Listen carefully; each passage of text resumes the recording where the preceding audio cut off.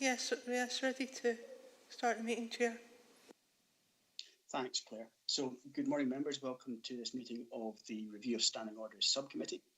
I think it is the first meeting in which the overwhelming majority of members have participated remotely, including the Chair. So, just before we begin, can I remind you of the arrangements in the guidance note?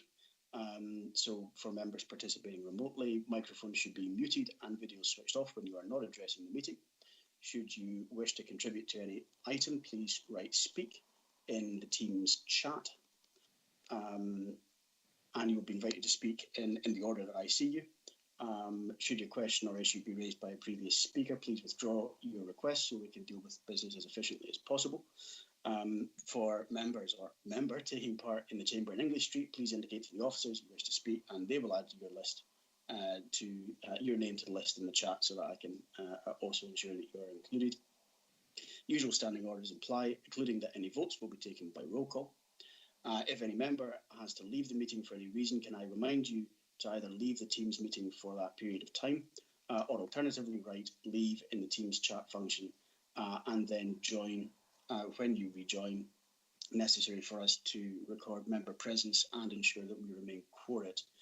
If you're not able for some reason to access the chat feature in Teams and wish to speak, please use the raise hand function and we will do our best to keep a track of those as well. So with that, can we move to Cedrin apologies? Claire, can you provide the Cedrin and any apologies, please? Okay, thank you, Chair. We currently have 4 members present. To be clear, in the Council Hall we have Councillor Thompson and Councillor Brodie and Councillor Wilson on Teams. Councillor Carruthers is expected in the Council Hall, but is currently running 10-15 minutes late. Councillor Hislop currently not present, and there's a vacancy on behalf of the Conservative group, which I understand will be filled following this meeting by Councillor Johnston, who is also on Teams to observe the meeting.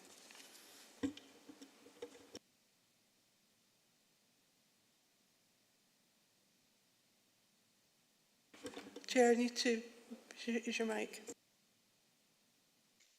That is a rookie error, for which my apologies. Who wished to speak there? It was Ian Carruthers here, so I've managed to join online as I go, but I am heading towards English Street. So just for the record, thank you, Chair. Okay, thank you, Ian. We'll see you soon, I hope. Okay, so we are quorate and ready to go. I clearly approve the participation of members taking part remotely. And if we can move on to item 2 then, and declarations of interest. Do any members have a declaration of interest they wish to make? I am not seeing anybody indicate. So in that case, we'll move on to item 3, which is future arrangements for the Waste Strategy Implementation Subcommittee, report by Interim Head of Democratic Services. A proposal to stand down the Waste Strategy Subcommittee came from the subcommittee itself earlier this year.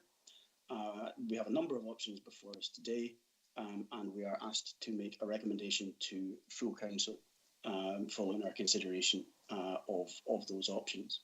Claire Rogerson is here to assist if members have any questions. Claire, is there anything that you would like to add to the report before we go to comments and questions, please? Thank you, Chair. Nothing to add.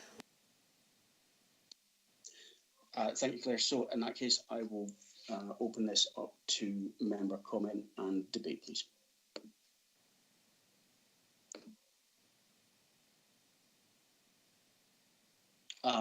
Richard. Morning, Chair. How are you today? Good. Well, thank you. Hear me? Yes, right. We can hear you fine. Okay, then that makes a change.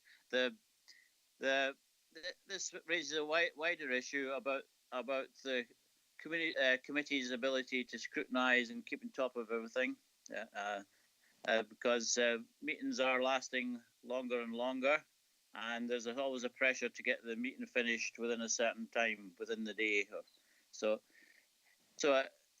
I'm just interested to see what people will say about how important it is the waste management subcommittee is. But I think we should be looking at other areas in the council which need deeper scrutiny than can maybe be afforded at committee. So I think that's the point which I make. Thank you, Richard. I take the point about agenda management and the length of meetings. My own thinking is that we probably should continue with a form of waste subcommittee. But I'll bring in Adam Wilson next. Adam. Yeah, thanks, Chair. I think absolutely the current form of the waste strategy implementation subcommittee, or whatever its title is, I don't know if I've got it quite right there, I think should be stepped down. Obviously, the request came from the subcommittee itself.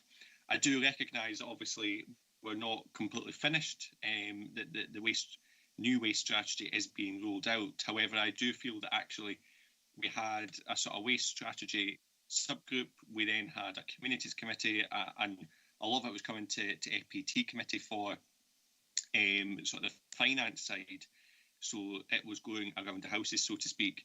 I think that the best thing to do would be to stand down the subcommittee, but obviously note that there would be the option for the communities committee to create a subcommittee for this matter if need be, and I think that would at least allow and make sure there's proper governance, because there was members obviously of the subcommittee who weren't on communities committee, and I do feel that if there's a need for a waste strategy subgroup in the future or to continue, if it was to be a subcommittee of communities committee, I think it fits in better with proper governance and ensures that actually the members of the subcommittee are also members of the parent committee that would still deal with obviously the budget and performance management overall.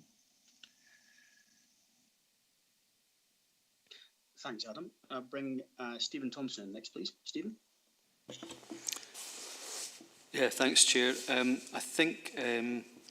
I think given that the actual implementation isn't complete and that such a high profile and interest and indeed need to deliver this right, I think it would be premature to stand down. I mean, we could look at can we improve how it operates so that it adds the most benefit in terms of whatever it recommends to the Communities Committee, and I take on board Councillor Wilson's argument about where the membership should be drawn on. So there's maybe something that could be explored on that. But I think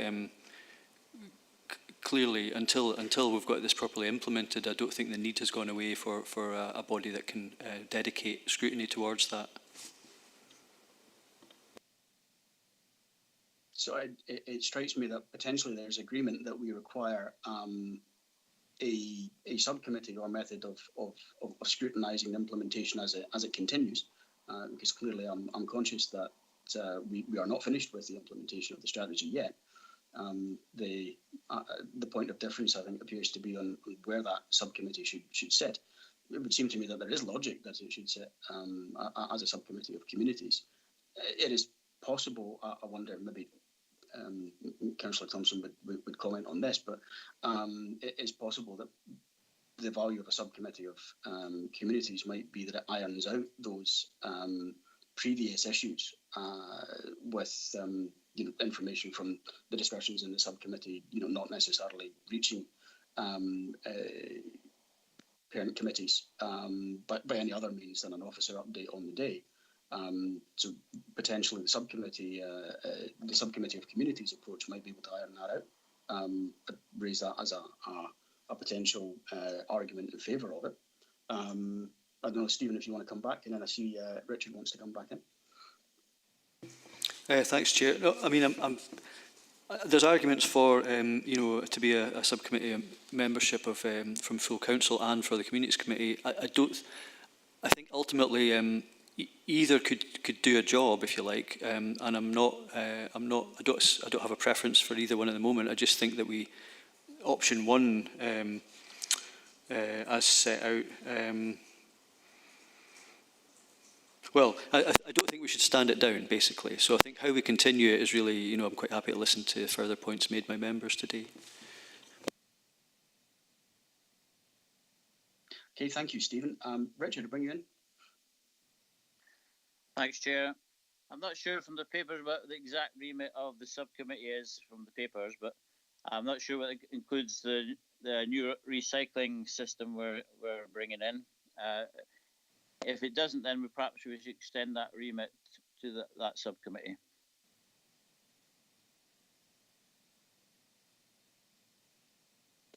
Thanks, Richard. So certainly, we could, I guess, if we're looking at option 3, we could be recommending that the Communities Committee establish a subcommittee.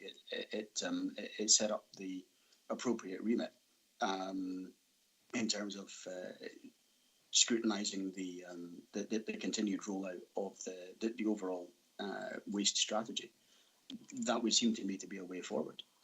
But clearly in members' hands with that. As I said, there seems to be clear agreement that the vehicle for enabling scrutiny is required. There's maybe a marginal difference of opinion on just how we best achieve that. I wonder if that's a fair assessment of where we are. Adam, you want to come back in? I think coming into this meeting, I would have moved that we sort of stand down the subcommittee and essentially it would be up to Communities Committee to sort of establish a subcommittee. Although I think that there's a fear from some members, that actually that there's a need for a committee of some sorts, and members aren't precious about it. So I think that if I judge members correctly, they'll probably be a bit fearful of going down that route. So I wondered if maybe, I believe there's a need for another subcommittee prior to the next full council meeting. So I wonder if we maybe, I'm quite happy to move that we actually ask for a report on having a subcommittee, maybe even shorten it to a waste subcommittee, that it is sort of a subcommittee of Communities Committee, but actually that we sort of review the delegations to that subcommittee. And obviously we bring it back to a future meeting, I would suggest in approximately sort of less than 2 months' time. Then we can actually make sure that sort of chair and vice chair of Communities Committee is consulted on that, and indeed all 43 elected members, because I think that the Waste Strategy Implementation Subgroup does have a remit, but I think that if we're going to continue to have a subcommittee, it maybe needs to be altered slightly, given obviously the changing nature and the fact that obviously we'll be moving through to the sole implementation phase. So, because the strategy has essentially been agreed.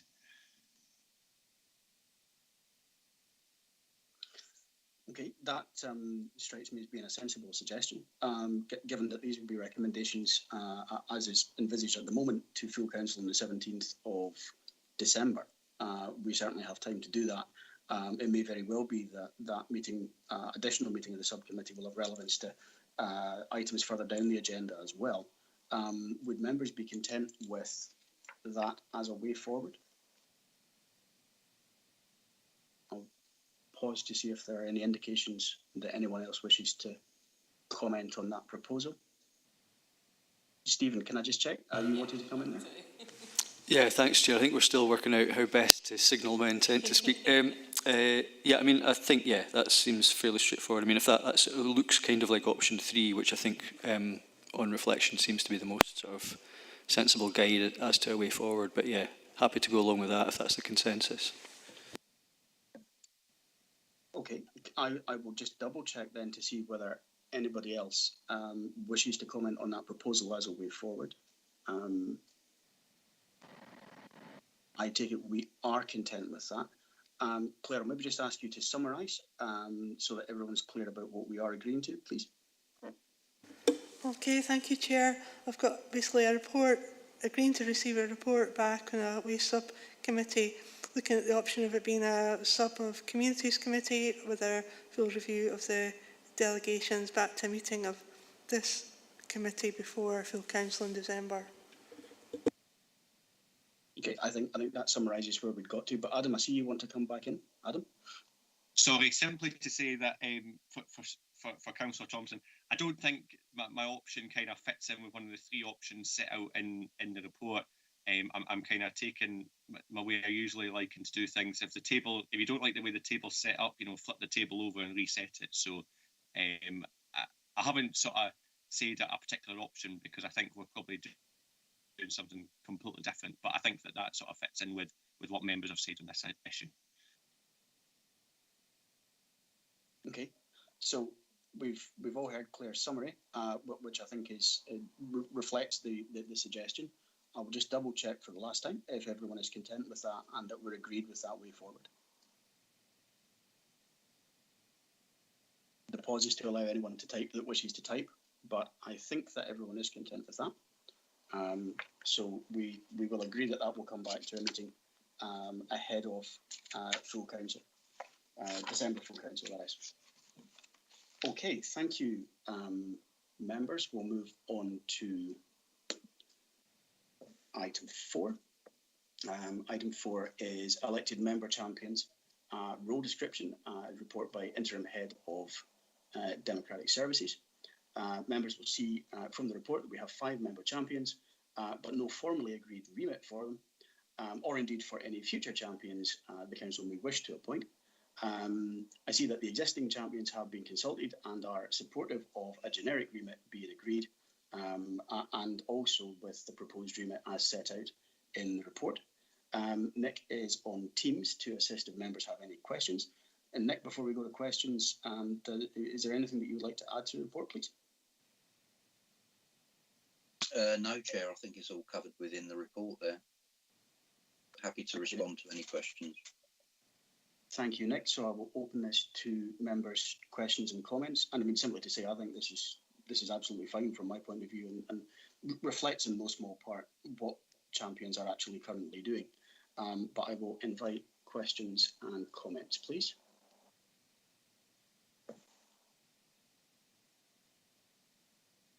Adam, can I check, is your last indication for the last item, or do you wish to speak on this one as well? No, it was for the last one. I'm quite happy with this paper. Okay, no problem. Thanks, Adam. Just double checking so I wasn't missing anybody out. Final call for any comments on this one. I see that Fiona is typing.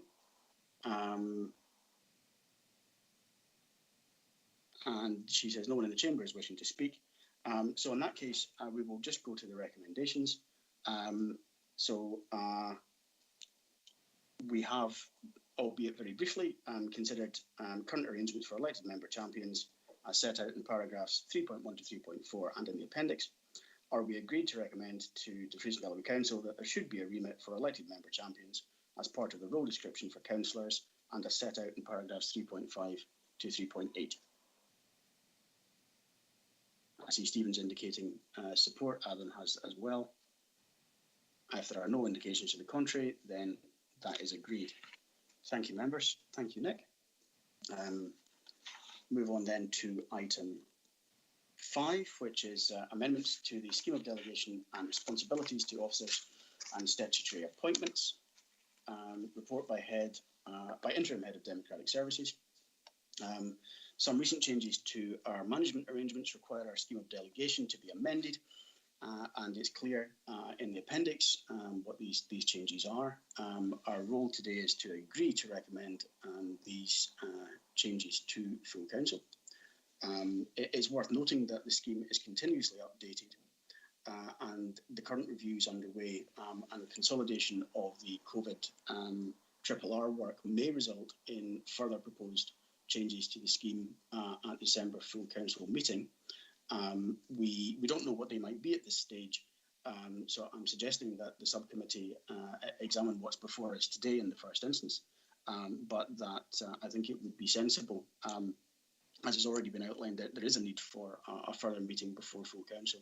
So it would provide a useful opportunity, I think, for further and additional proposed amendments and changes to be considered then before effectively an entire package of proposals goes up from this subcommittee to full council on the 17th of December. But with that, Claire is here to assist if members have any questions. Claire, is there anything that you'd like to add to the report before we go to comments and questions, please? Thank you, Chair. Nothing to add. Okay, thank you, Claire. We'll move then to members' comments and questions. Adam?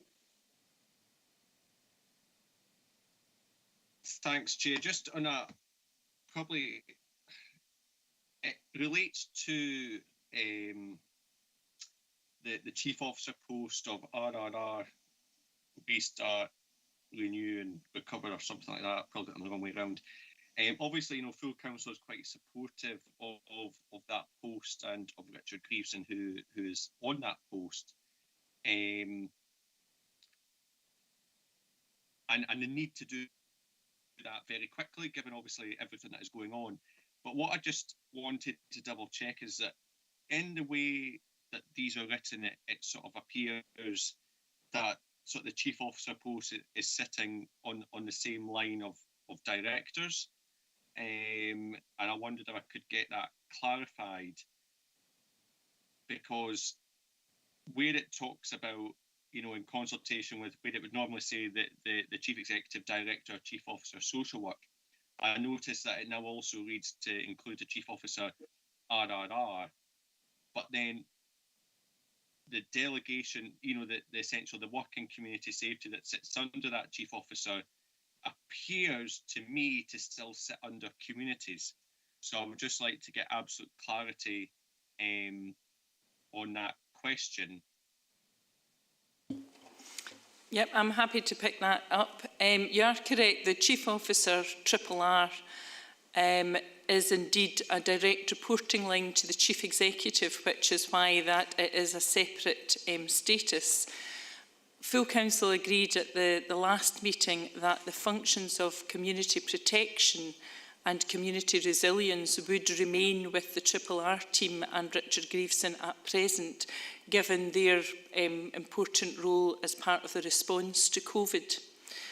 Whereas the reporting line for these services in terms of they are part of governance and assurance, so they will still report to the Communities Committee. So that's why there are certain elements of the Chief Officer RRR which are separate, and there are some that will be delivered as part of the Communities Directorate. Thanks, Liz. I think that's helpful clarification. Adam, do you want to come back in? Yeah, helpful, but I do think it's important that we try and reflect that within the scheme of delegations, and again within the scheme of delegations to communities. Obviously, it's not that. It's a very challenging time at the moment, so obviously reflects that this is a very challenging circumstances. But, I do think it's important that obviously if that chief officer post essentially has a budget, but by line of there is, there's a clear function there. There's also, a staff complement there, that we make sure that is properly scrutinised by elected members in a proper way. And I just think that it's important that, and maybe something we need to give further consideration to, is obviously how we make sure that Communities Committee and by default the Chair and Vice Chair of Communities Committee have oversight of that, or whether the leader and deputy leader need to have oversight of that. I just think that obviously we don't want to blur the lines where resources, where there's a budget and staff are concerned, and it's something that we need to give further cognizance to, because obviously I've had to ask that question because a picture was being painted in the scheme of delegations, and I've obviously interpreted that correctly. But I think obviously it's important that we have a sort of clear line of scrutiny there from elected members, particularly given the functions and the staff and the budget concerned. I very much take the point, Adam. Thank you. Yes, Liz, are there any further observations you can offer on with regard to that in particular, please? I think that's a very valid point, that it is a complicated situation that we find ourselves in, and it's important that officers and members are clear about the delegations, and we can certainly make sure that we make that explicit in any covering report.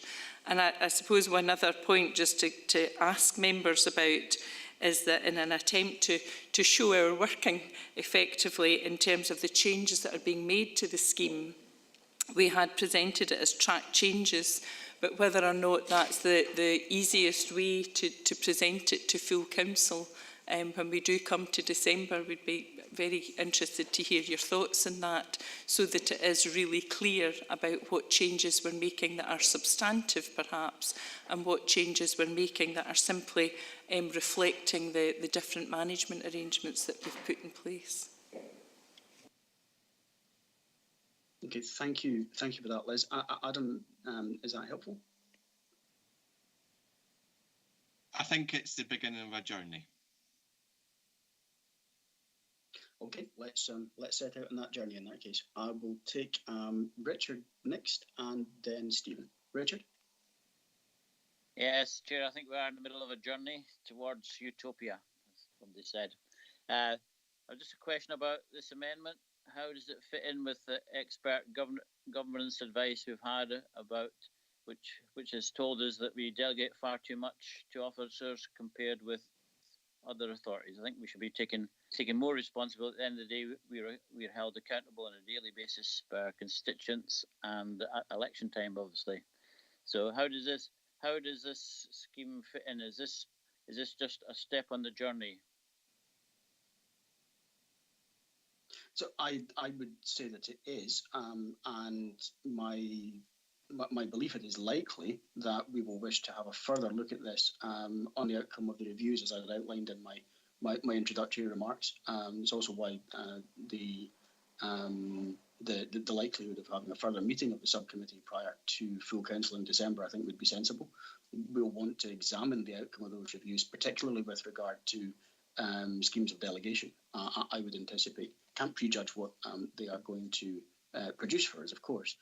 But the point that you make, Richard, has already been, I think, highlighted fairly comprehensively in the workshop sessions. So my instinct is that is something that we'll want to look at in more detail, and I think it's very sensible that we do so. So I hope that offers some reassurance on that point.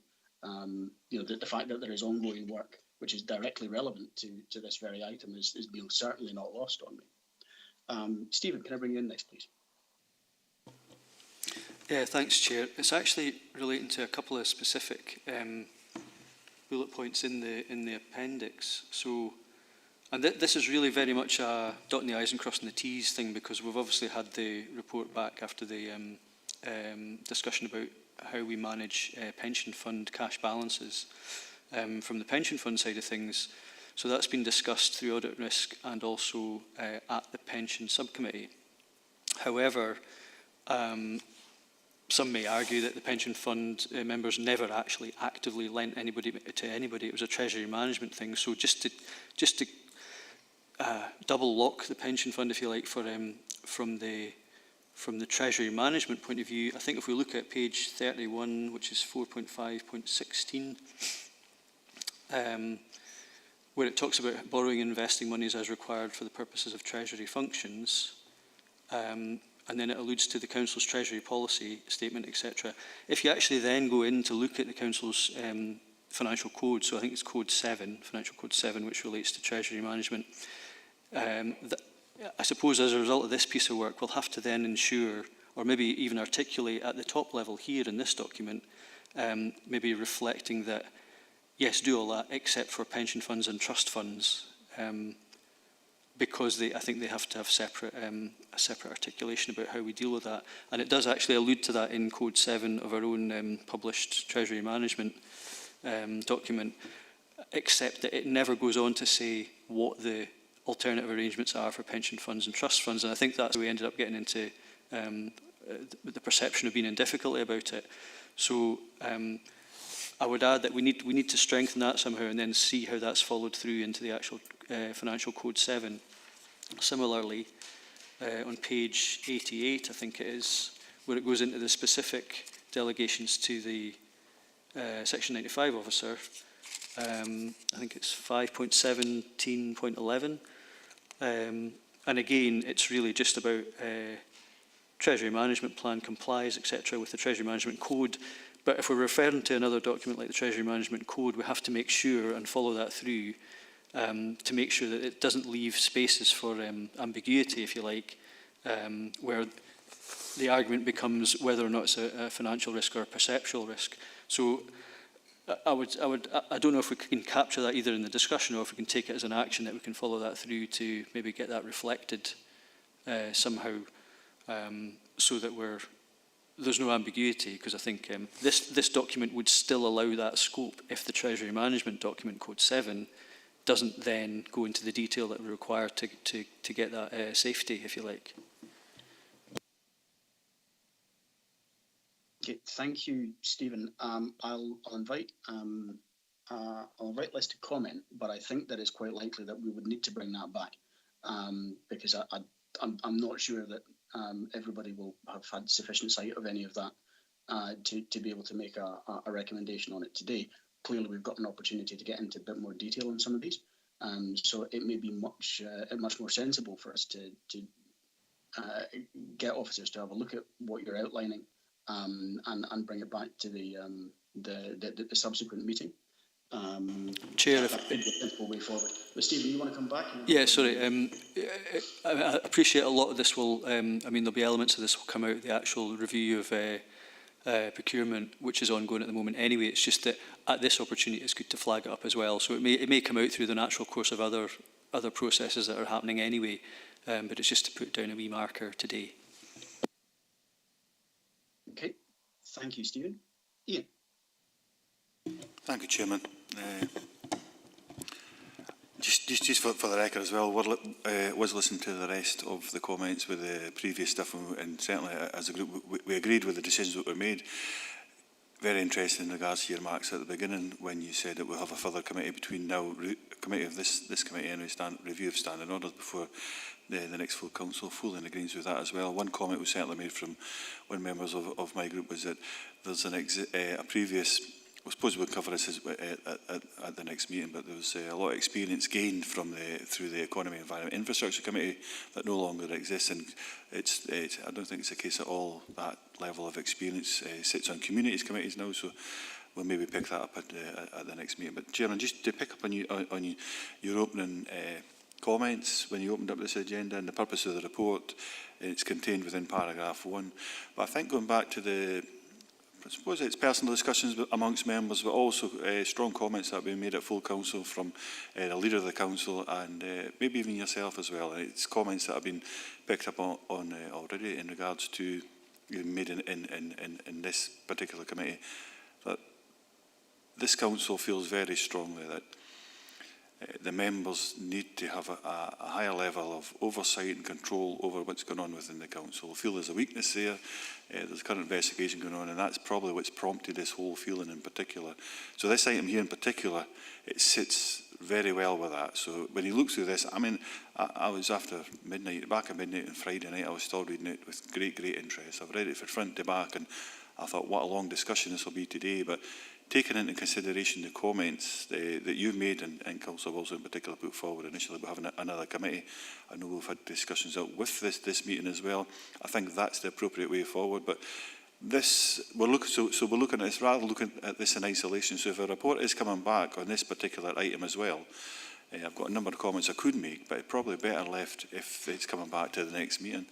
But this doesn't sit alone. I think for members to get a whole picture, we'll probably need a workshop. I'm just putting that out there as to gather other members' thoughts, because it sits very well with the standing orders and a scheme of delegation to committees as well. And if you look at the remit of this actual committee, it fits well with that as well. So I just think that, okay, we're seeing this in isolation, but actually there's too many other policies and I suppose like a standing orders, we've got structures in place where this sits far too well with, and actually they need to sync almost like a gearbox. They need that synchromesh to just make sure that everything fits in, it's working well. So I wondered, Jim, I could have made a lot of remarks in regards to this through my papers. I could probably talk for the next hour on this just to get a greater understanding of what's here. But I think going back to the comments you've said about the purpose of the report, that's one thing. But actually, I think there's been much stronger comments from the leadership, I think, amongst political group leaders in particular as well, to say, listen, this is a chance to actually sit back, reflect, and actually let the councillors look at this and, okay, where do we need to be with this when it comes to taking back control of the council and sitting down and showing true leadership. Just some comments here, Chairman, for yourself and others to dwell on it, but I do think it's the right thing. Bring it back, has been suggested as well, but let's go beyond this, look at it, where it fits in elsewhere within the policy and structures within the Council, and potentially, at minimum, the group leaders should meet up and discuss this, but I mean, it should go wider than that, so the whole Council gets a chance to do some kind of seminar workshop. Thank you, Chair. Thank you. And yes, I think that's an interesting point, because it is both a large and fundamentally important document, and potentially quite a large piece of work, examining the further amendments that we may collectively or individually consider are important, that are debated and determined. Adam, I see you're indicating next. Adam? I mean, like Ian, I could probably spend about 2 or 3 hours talking about this document, to be quite honest, but I do think, you know, obviously through the FPT review, there will be a chance to really talk about some of the delegations, and obviously it's not up to FPT committee to change those, but I do think that is likely to be one of the recommendations, or sort of the content of one of the recommendations, or a couple of them that come out. So maybe, I mean, time will be tight between sort of the 17th of November and full council, but we maybe could have a workshop sort of on 1 week, and then a committee the following week, to give members the opportunity to really feed into this. I mean, I'm certainly supportive of that. I think that's likely to be a good idea. The worst thing we can do is not examine this carefully enough. I think some additional time spent in making sure that we have these as right as we can, I suspect will be by far the most sensible option. So I wonder whether we need to look at just a tweak to the recommendations. I'm not sure that there are any particular overwhelming concerns about the recommendations that are up today, but clearly we potentially want to reflect that we intend a further report to come back to a future meeting of the subcommittee, which will be held prior to the 17th of December, which will look at the scheme of delegation, etc., in light of the ongoing work, not least with the FPT review. I wonder if members would be content with that addition. I'll pause just to see if anyone's indicating that they want to come in. Yeah. Chair, perhaps I could just highlight for you that the amendments that are in the paper today are essentially a realignment of delegations. So I think what we're talking about, I think your workshop idea is very helpful in terms of if you're looking to change the delegations. That I think, and what will come out, you have both the roads review and the financial internal controls and procurement review. And if I've understood the FPT discussion correctly from the other day, that's where you may be coming out with some changes to delegations. So there may be other elements of the scheme that we're not looking at changes at this time. But as you said in your opening remarks, this is a continuous process. And so there may be something, maybe a workshop again in the future, that you would want to look at other elements of the scheme. And that sort of ongoing basis of this subcommittee particularly. So I think regular review, I think, is likely to be, generally speaking, is good practice. Certainly, my notion of the timeline was that we receive the outcome of the reviews, we hold a workshop, and then a meeting of the subcommittee, because clearly it's a subcommittee that can make the formal recommendations. And the produce of that all goes up, or the product of that all goes up to full council on the 17th of December. Conscious that is a fairly ambitious timescale, that is realistically a lot of work in quite a short period of time. But I think that is, I think that's a sensible way forward. But I see, Ian, you're indicating you want to come back in.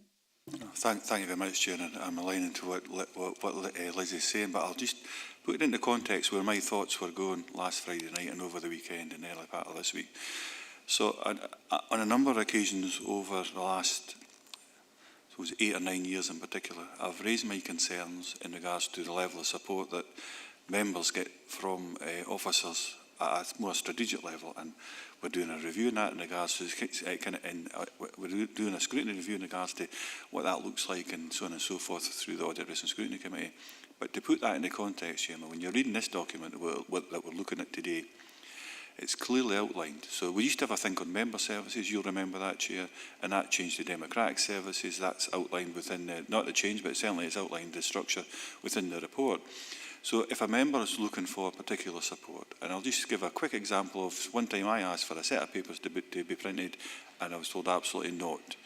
It was somebody else's responsibility. Even though I had been appointed to this outside body from the council, I said that option wasn't available to me at that time. Through negotiation, that was almost ironed out, but not quite. So that is an example.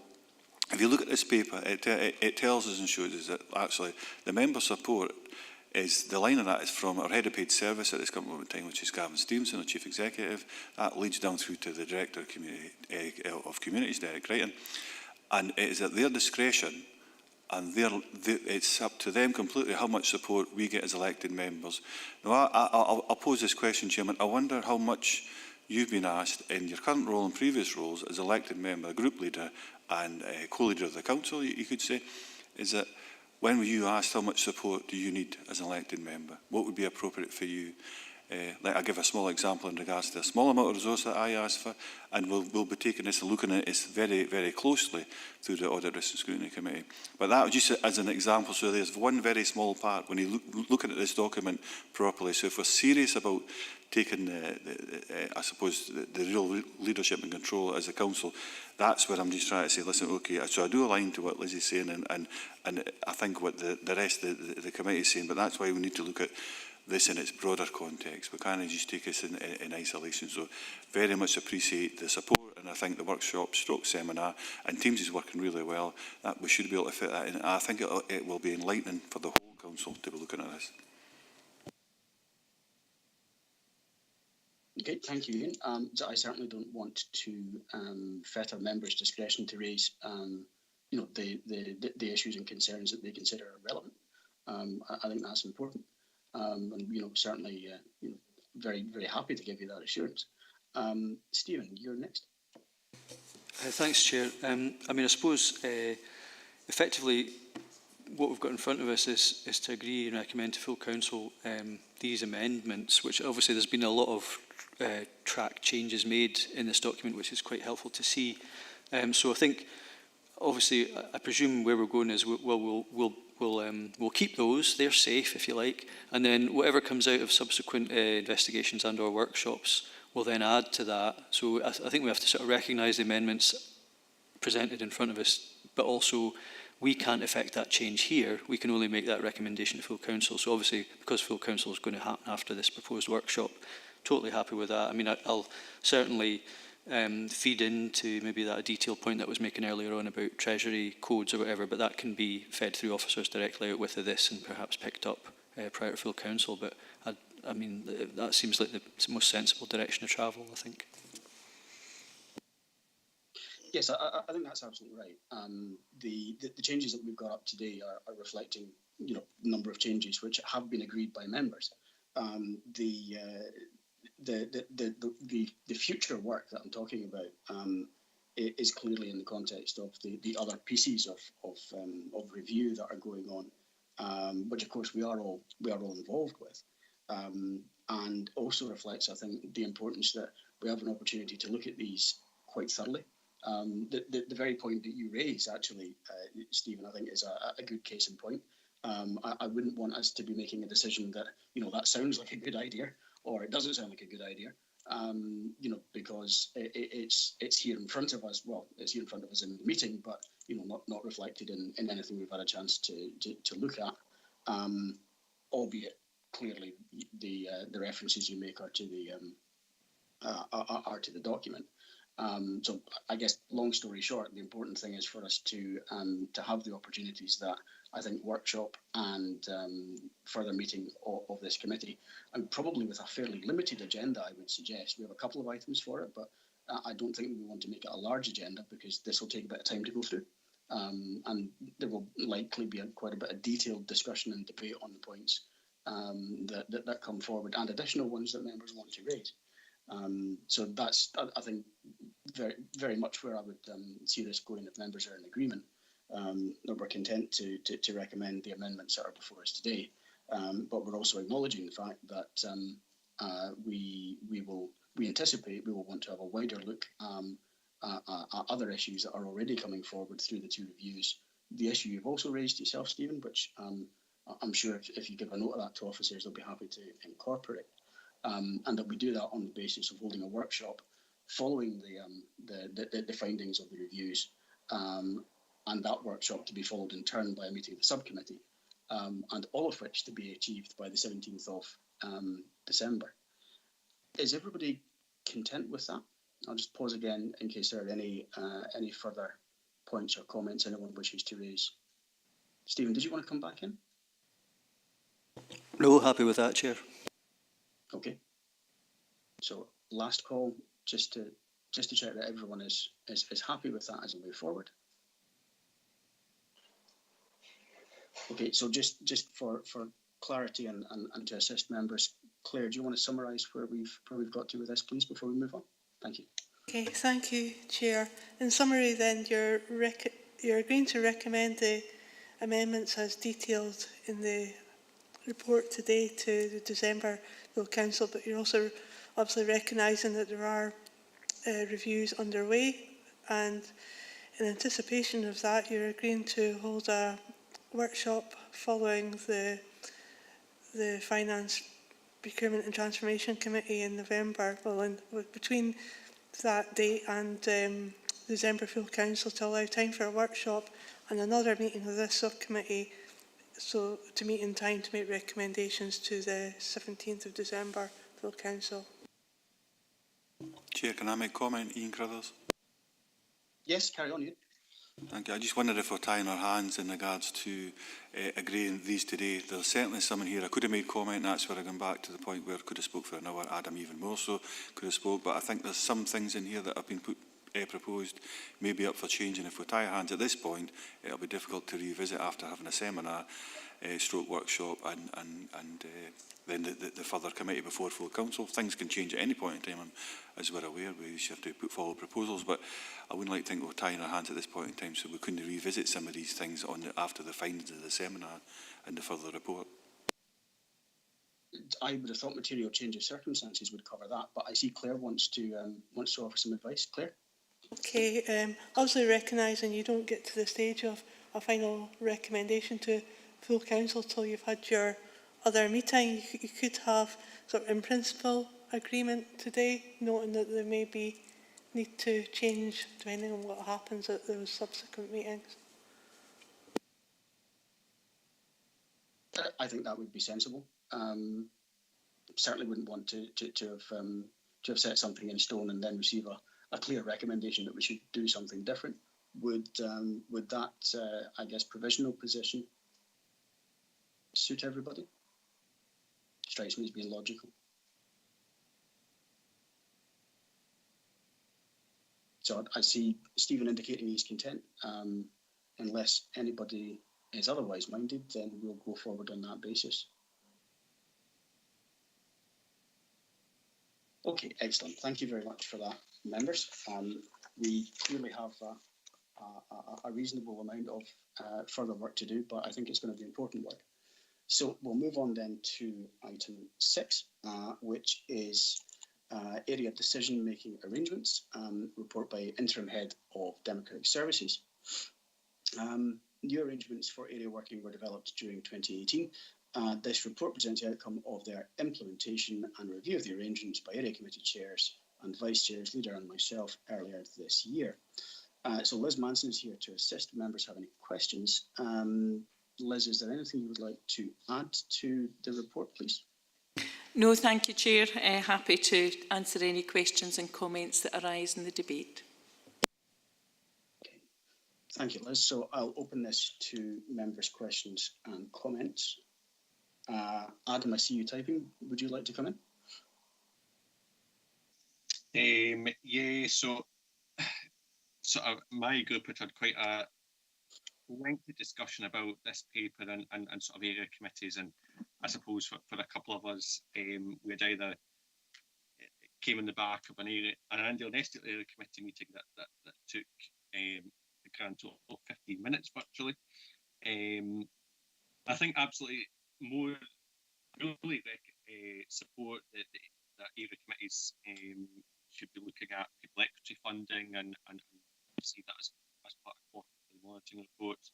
However, the sort of liaison meetings with SLT leading deputies, the area committee chairs and vice chairs, and the same again for local members, we didn't feel were particularly well attended, and probably not the best use of time. And given what's happened recently, the Labour group felt that actually we should maybe be looking at exploring of having 2 area committee meetings a year, and therefore that would allow area committees to actually have, communities, economy resources, education and learning, the IJB, having the police, fire, and hopefully the enterprise agency in due course actually around the table altogether to discuss those key issues, and of course allowing for further area committee meetings to be arranged as required, and indeed if required. And we just felt that actually, I think that the key role is for area committees to, at the moment, is about that scrutiny and monitoring, but I don't think that area committees necessarily get that chance to actually say, well, these are our key priorities as a locality, but actually, if possible, we could actually set those key priorities, but actually have all those organisations around the table. And I think that obviously during the pandemic, there has been a lot of locality working, involving the third sector and others. And actually, there's a real opportunity there for area committees to actually meet and set those local priorities and have everybody around the table. And I think that was something that we thought should maybe be considered going forward. Okay, thank you, Adam. Certainly, the SNP group is quite supportive of meeting virtually. That I guess is quite consistent with the view that a few of our members have expressed for some considerable time now, which didn't seem to be going anywhere very fast until we were forced by external factors to go down that line. We're certainly very comfortable with using virtual means to be as efficient as possible. But I see that I have so Ian first, and then Richard. Ian? Thanks, Chairman. So I think when I read this report, building on what Adam's saying there, maybe I'd still be more apt to be aligned to the frequency as referred to within the report itself. But it's around about the delegation and the remit of the area committees. Constantly get comments from my group certainly saying that waste of time. What was the point of being there? We should scrap them. But I can, as probably you can as well, and other members on this particular committee can reflect back to when area committee were quite substantial. You made real decisions, and I think that's something we should maybe reflect on and even ask the area committees. I wonder if there is an actual option to ask the area committees to possibly suggest different things in regards to their remit responsibilities, their delegations. Should they be expanded? Should they be reduced? Should they actually be done away with? I just wonder what area committees are thinking individually. Something I've done recently is actually listen to them online to see how other area committees perform and how they work, who's saying what, so on and so forth. Just get an understanding how they compare to Annandale and Estill, and because obviously I sit in that one. So, Chair, just really my point is I'm more interested in finding out what area committees are thinking in regards to their delegations, their remits, their responsibilities, and how can we hear that as a council, being the full council, and potentially changing that or leaving it the status quo or making amendments. I think it's important we capture that and it's included as we go forward, because I do think they could play a much stronger role. Okay, thank you, Ian. Richard? Thanks, Chair. Yeah, I think if there's very little business on an area committee and there's nothing relevant really to the locality, then these meetings will last only a short time and be poorly attended. So we have to make the area committee meaningful to members and to the area. And we were talking about agenda management. We've got committees meetings lasting all day, economic resources going longer than should be. So I think we have to look at the whole business of the council and see how the area committee can take on some of the responsibilities of these committees and deal with them locally. I noticed in the report there's a sprat there to about people at equity funding there taking on the oversight of that. That's just a small thing, but it's not going to add much to the agendas. We need to be looking more at the school performance as well, and at the area committee and local schools performance. So there's a lot of things the area committee could be doing to make sure that things are scrutinised properly at local level. And it goes back also to the fact that we delegate too much to officers and we deliver services at the local level, and we want to hear from local people and how these services are how the performance of these services at the local level. So I think there's a big role for the area committee. Okay, so potentially it might be helpful for us to separate out the area committee role itself, which it strikes me that there is some appetite for a more detailed look at and deal with the items in terms of ward events and liaison meetings, which I think potentially there's maybe less difference of opinion on. Now, I'm only assuming that, certainly, but it might allow us to clear the decks and focus in a more detailed way on the issues that members are raising regarding the actual area committee meetings themselves. And I think clearly if we're going to be asking people about things, then I am reluctant to extend the agenda of the next meeting hugely, but potentially it is something we're going to need to take some more time to look at. However, I offer that as a suggestion in the interim as a way forward. Ian, I see you want to come back in. Ian. Thanks for that, Chair. No, so I agree with the principles of what Richard's saying, but I think you're correct. This is not to go out there and try and do this, I suppose, get the comments back as far as or suggestions. What I'm saying in regards to the committees where they feel the responsibilities, the remit, the delegation, how wide range should that be? And I think Richard's picked up a perfectly legitimate point where the more the area committees have, the more you actually feel as a member more accountable to your local constituents, but it will lighten the load of the service and corporate committees of this council for sure. I think it should be a separate matter, maybe even a 2.6, and that's why I suggested should we get the thoughts or the views of the area committees, that comes back and that would feed into a future report, would come back, but that would be in the new year for me. There's too many, this is important, but too many really important things going on. And we don't want this idea, this concept to clog up how we're reacting to this particular emergency that we're in at the moment. I think that's a valuable point. Actually, I appreciate that. If we wish to look at this in more detail, I think we need to push it a little bit further on, given the workload that we're setting for ourselves at the moment. All of which is absolutely appropriate and right, but I don't want anyone, I think particularly officers, to be overloaded in producing lots of additional things when we're setting them plenty of tasks as it is. All of which are very very important and necessary. I will check to see whether anybody else wishes to speak, and if not, I think we'll go to the recommendations. But I'm mindful of your point, Ian, regarding a 2.6. So if we do them in order, then perhaps we can cover it that way. Okay, so I will go to the recommendations then. Sorry, Stephen. Perhaps it was taking you a while to type. Carry on, Stephen. Thanks, Chair. Yeah, I mean, just a couple of things, I suppose. Obviously, as we've moved towards the kind of ward focus, we've sort of structured the way we work that way a lot more.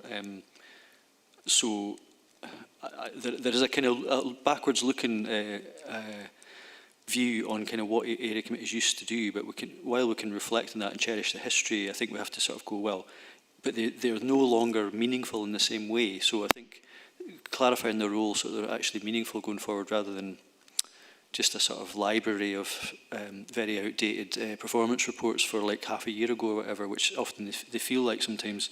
I think that's where we want to avoid, because then people, well, why would you go to that? You know, so and maybe the current attendance is reflected because of that. So but I think certainly there is something about the PEF monitoring, especially at an area level, because it's not clear how best we follow, I suppose, the public pound, and it's very much down to the autonomy of head teachers and their sort of with the relationships they have with the school and the school community and the parents, etc. So you don't always get that information at a parent council, for example, and it might vary across schools, and it will often be very, very local or local to the school community.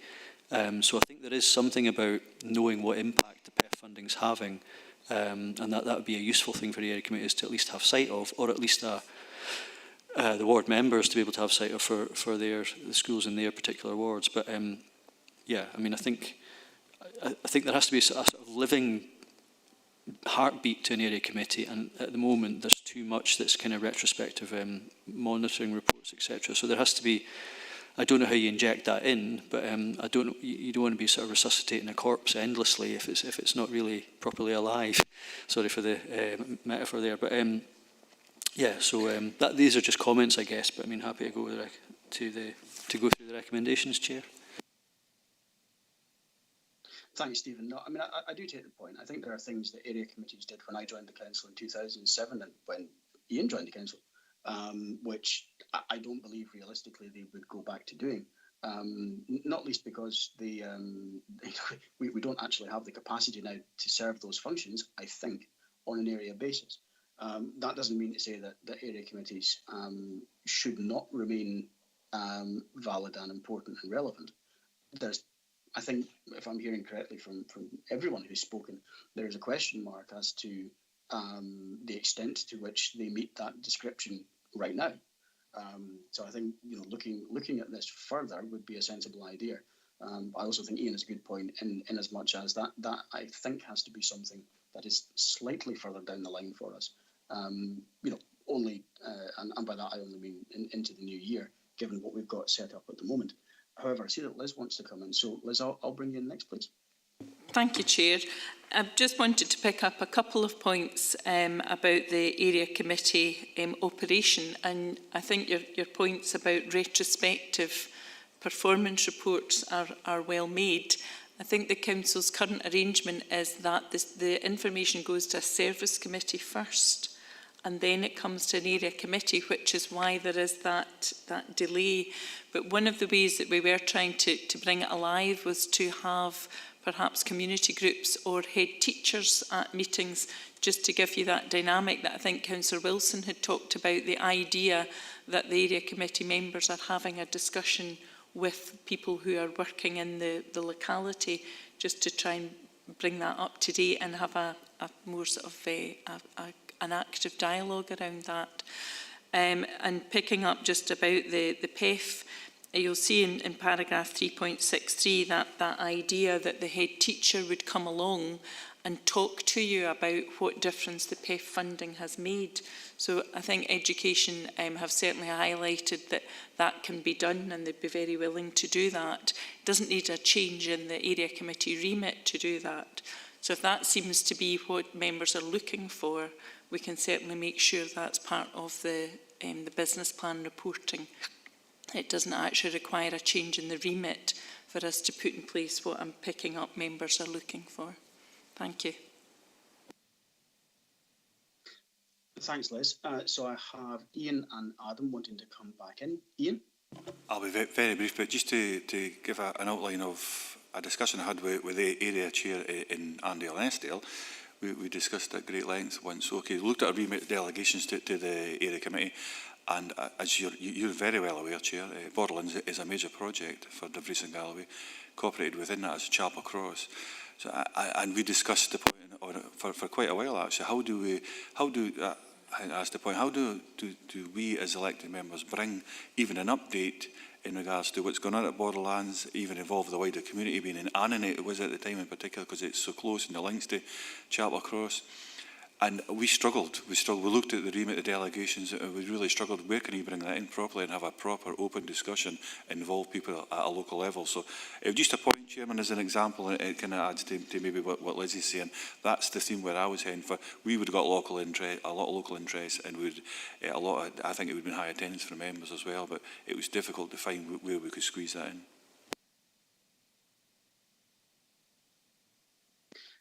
take the point, Ian. Yes, I see what you mean. Where is the opportunity for engagement on, what I sincerely hope will be major transformational positive changes? I think it's an absolutely valid one. Adam? Actually, this sort of follows the last, Ian's points and Liz's points quite well. I mean, I know we sort of used, Liz has sort of said, bringing things to life, in particular around bringing head teachers to the area committees so that it does bring the issue alive.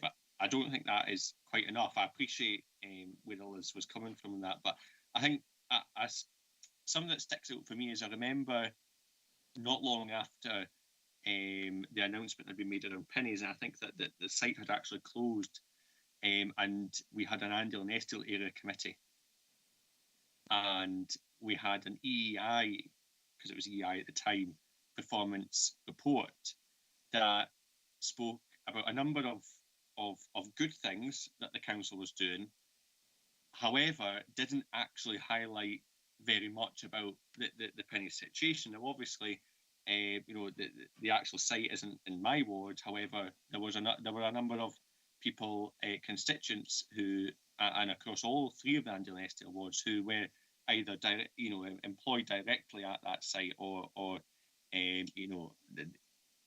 had a benefit of the indirect employment. Now, thankfully, myself and Stephen managed to get the head of economic development to the committee. That at least was a little bit of an improvement. But it comes back to my point about how do we make sure that actually the reports that we're receiving at area committee are on the priorities. Now, there was one that was obviously a pretty big priority, and there was going to be very little in the report. So it's about how can we facilitate area committee, to me, and we can do the delegation and everything around it, but the key point and principle is how do we ensure that area committees are able to set local priorities and have everybody around the table at the same time to discuss those priorities and bottom it out and find the solutions, and make sure that our local constituents are being represented. And, a lot of that does stem from sort of, in my view, from that example to Andale and Estill committee, which hopefully sort of illustrates a lot of the points that have been made in this particular meeting and sort of why we need to get to that point at some point in the future. And I agree with the comments that have been made about, and it's much better to do it right, and do it once rather than sort of force it to be done by a particular date. Thanks, Adam. No, I think that's really helpful. Richard? Yeah, I agree with Councillor Carruthers there and Councillor Wilson. On the question of involving local people into borderlands, etc., South of Scotland enterprise, what we're doing in regeneration, there was a ward event proposed for that, where we get all the people who were knowledgeable, these representatives of all these organisations to come to a ward event. I don't know if it's going to be an opportunity for local people, community organisations and businesses to come along and see how they could be involved in regenerating their area.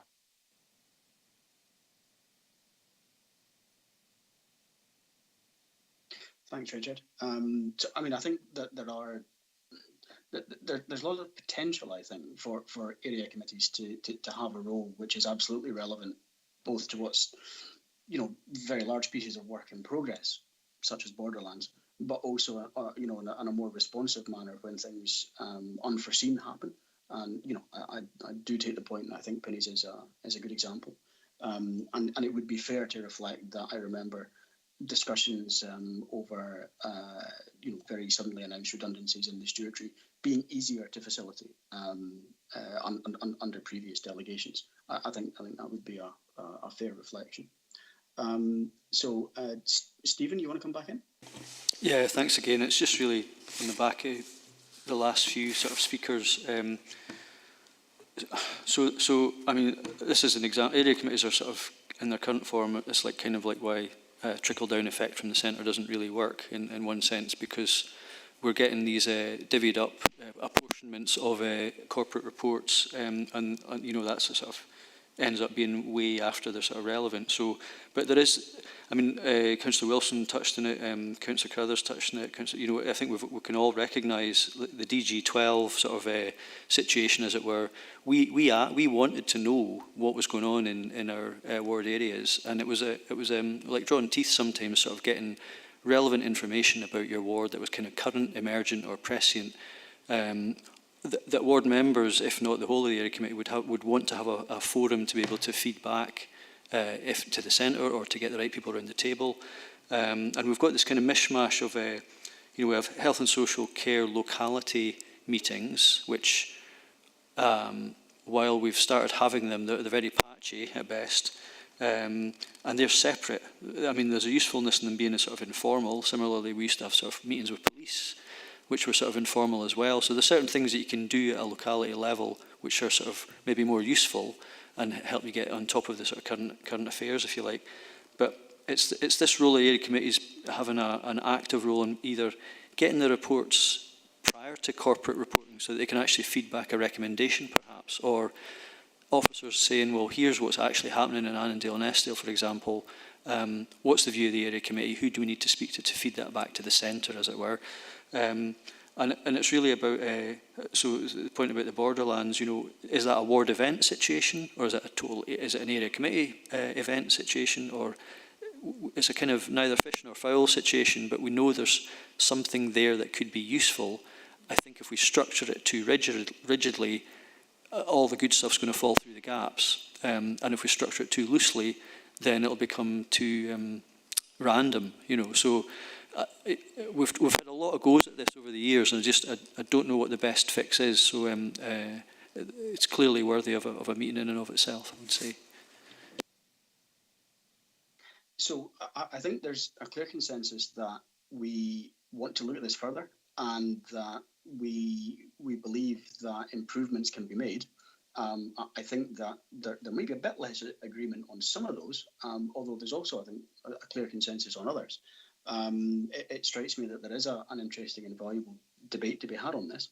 And I think going back to Ian's point about a recommendation 2.6, so that we can effectively, you know, bake in today that we're going to come back to this, and, you know, potentially do so having canvassed the opinion of area committee chairs and vice chairs, would strike me as being very reasonable. I wonder if members would be content that we do that, if we could go to the recommendations, because I think that the remainder of the recommendations are probably okay, based on what people have said so far in the debate. I'll offer an opportunity for any further or final comments and points before we do that.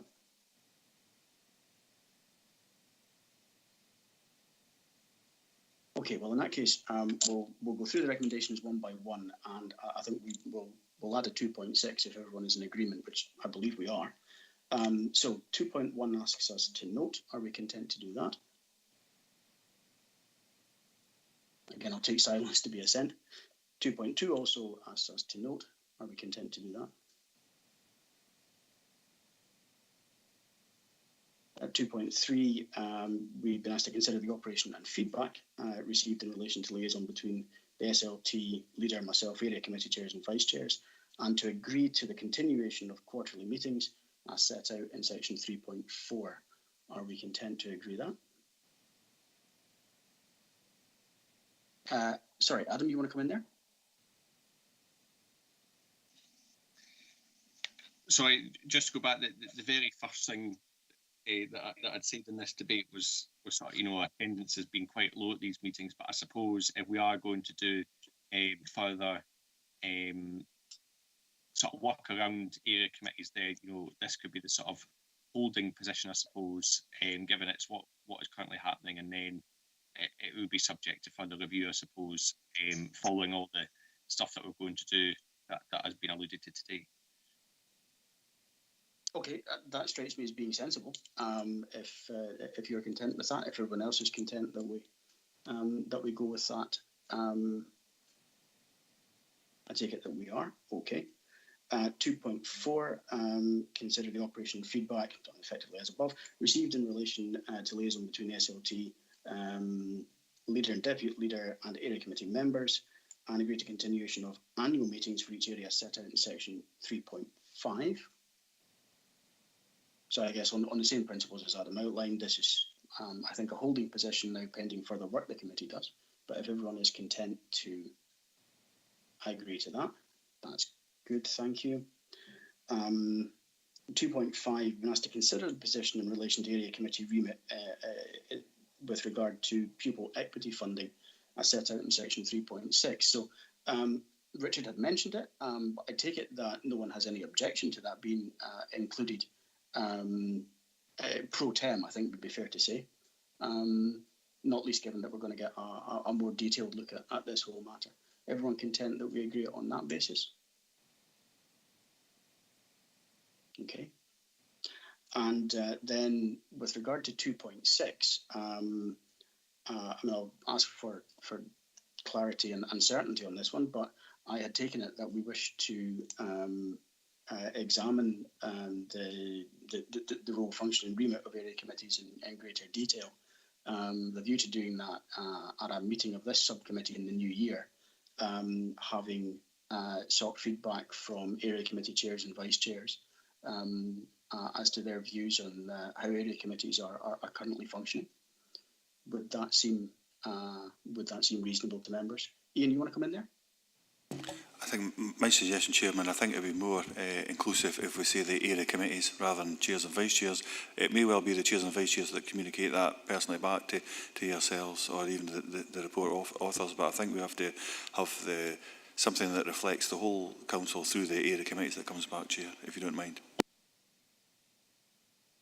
No, that's absolutely fine. I had picked up chairs and vice chairs from you, but I think I must have misheard. So if we can take that on the basis that the request for feedback is to the area committees themselves. Richard, do you want to come in there? Yes, I agree with Councillor Crothers there. Much consultation as well. I think it's really a review of the change we made a year or two ago. So it could be phrased as a review of how of the new system's working.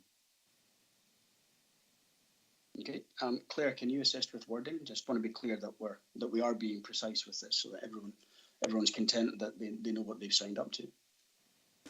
Okay, thank you, Chair. I've got you committee agreeing to examine the role, remit and function of area committees further. In doing so, you would seek the views of the area committees themselves and to look at all of this at a meeting of this subcommittee in the new year.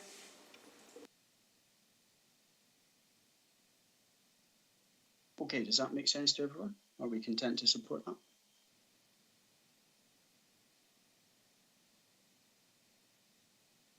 Again, so I'll take silence for assent. Excellent, thank you very much, members. In that case, we will move on to item 7, which is committee reports. And there may indeed be some crossover between the last item and this item. So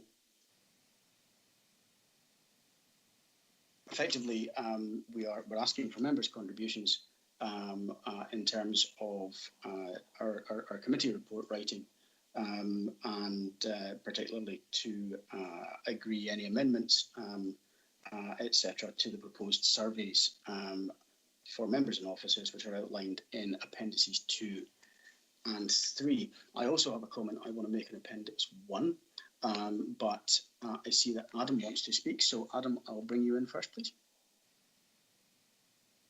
Thanks, Chair. I think first of all, I just want to say I support having that consultation, but I have got to say I find this committee report template quite fascinating, and I do think is in some respects not followed very well, or quite often not followed, and it does lead to a number of sort of questions. I do think that a lot of the concerns that have been raised by members and indeed in the best value audit report on sort of the information that goes to elected members actually sort of relates back to this committee report template. I'm sure that there'll be a number of things that we will discuss, but I do think in particular, that there are items that I know of that have came to committee or full council that actually should have had an impact assessment and did have an impact assessment, and actually this template states quite clearly where one is required. So I don't quite know why that hasn't happened. And in the governance assurance, there's actually a lot there. Obviously, this is before we even get to the the meat of the items, but there's a lot there, and I do just feel that that is not reflected within the reports that actually come to committee. So I do think that I won't go on and on and on, because I think that there's a lot, and I'm sure that the members probably have similar views to me, but I do think there's a need not only to do that consultation, but to engage with members in all political groups about actually what the reports that come to committee and full council look like. I see other local authorities have 2-page reports, and I've got to say that would not be my default position, but there is something to be said that they do get to the point. So I think that there needs to be not only just that consultation, but an active engagement. And I do wonder something that, and I hope I'm not stealing your point, Rob, because I know we discussed this at some point. I can't remember if it was you that raised it or me that raised it, but I think, and this comes back to Ian Curler's point earlier on, it does talk about where members are asked to approve a recommendation that is essentially, what officers recommend. I don't think that is always true, but I don't think that's the way that it should be. But also, there's a number of times when there isn't actual recommendation, and elected members are given a choice. You've got 3 options. What do you want to do? And there's usually benefits and disbenefits. I suppose it's like the first item that came on this agenda. And I do kind of want to have a discussion of, should reports always set out, this is the option that has been recommended, and therefore we recommend that you do this, compared to, and we shouldn't have reports that say, well, you've got 3 options here, these are the benefits and disbenefits. They're usually quite qualitative rather than quantitative. Or should it be like that? And I do think that there is a discussion that should be had there, because what is the principle that we should have when elected members are considering reports? Now, I appreciate that, sometimes decisions are taken, sometimes reports are at the beginning of a process, and it might be about, do you want to be picking up 1 bin or do you want to be picking up 3 in terms of the waste service? If you've decided that actually this is going to be what the service looks like, then that's obviously going to have an impact on the decisions that you therefore take further on. But, I think as well, one thing that sticks out for me is community asset transfer requests. Elected members are always given an option, whereas actually, reading this committee report template, whether you disagree with it or not, the committee report template does say it should be what is essentially being recommended by officers. Although there's an example of where, we're always given that choice and never actually the officer's recommendation, which would sit out of the template. So I do think there needs to be quite a bit of a discussion there. First of all, on actually what should the principles be, and therefore what should the committee report look like? And then secondly, what that means in operation for every report that comes forward to committee or full council.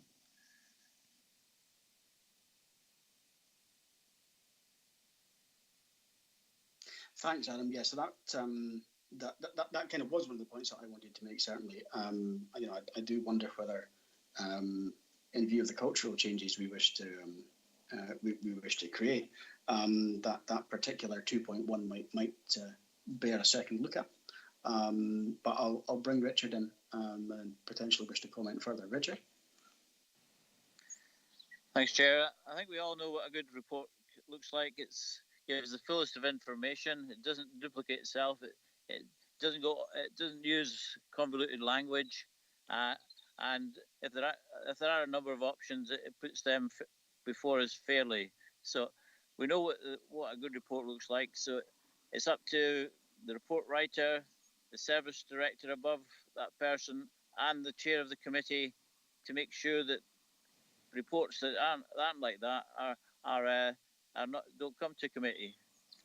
I know that the scrutiny committee, Liz Manson and the councillors went to see a number of councils to look at their report writing and how they manage meetings.